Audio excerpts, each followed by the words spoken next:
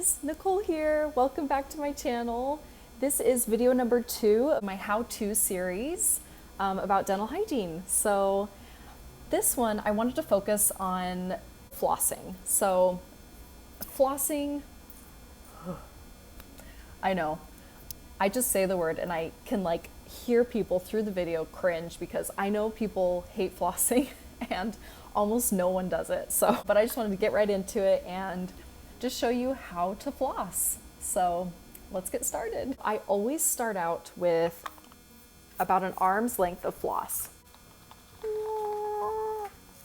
And you may want to know, well, what floss do I use? Waxed, unwaxed, a certain brand? Really, I always told my patients it doesn't matter a whole lot unless you have certain things about your teeth that need a certain type of floss. Some people have really, really tight spaces, and I always recommended Glide floss for that because it was just like silk and it would never really shred. If you have normal spaces between your teeth, you should be using floss at least 1 time a day.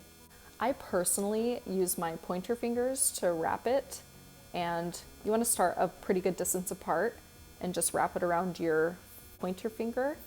And I usually have about this much space between. You don't want it to be too far apart because then you can't reach angles as good as you could if you're close together like this. So this is what I do, and I always start at the same spot every day. You don't have to do that. You can start at different spots. You want to create a C shape around the tooth surface. So I'm going to go ahead and pull out my handy dandy Typodont again today. And I'm going to show you guys on this little guy how to do it. So what I usually do is I have it around my pointer fingers and I have it about this far apart. And I'm just going to show you first on a front tooth.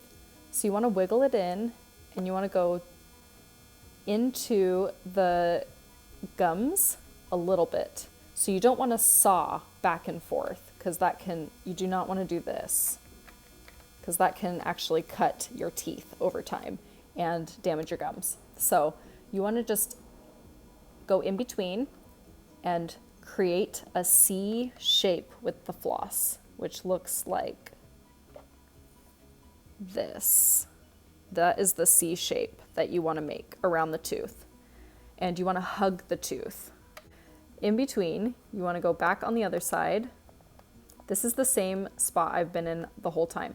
So you want to go to this side, hug the tooth, and then you want to go to this side and hug this tooth.